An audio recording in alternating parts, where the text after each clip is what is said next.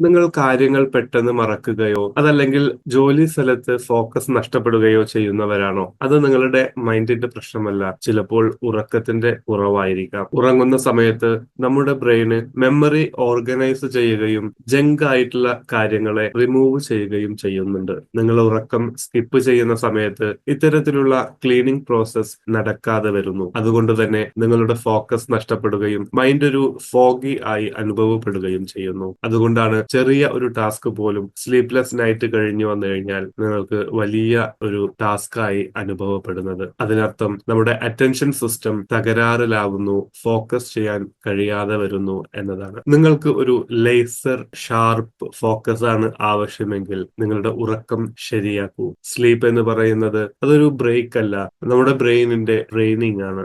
Better sleep is equal to better focus is equal to better you. നിങ്ങളുടെ ജീവിതത്തിലും ആരോഗ്യകരമായ പുതിയ ഹാബിറ്റുകൾ കൊണ്ടുവരാൻ നിങ്ങൾ ആഗ്രഹിക്കുന്നുവെങ്കിൽ ഹാരിസ് ഒറ്റപ്പാലം എന്ന ഈ യൂട്യൂബ് ചാനലിൽ ലൈവായി നടക്കുന്ന 90 days free challenge habit to health എന്നതിൽ നിങ്ങൾക്കും ഭാഗമാക്കാവാം. അതിന്റെ ഒന്നാമത്തെ വീഡിയോ ഹാബിറ്റ് ടു ഹെൽത്ത് എന്നതിൽ ഒരു ഗൂഗിൾ ഫോം ഉണ്ട്. ആ ഫോം ഫില്ല് ചെയ്യുക.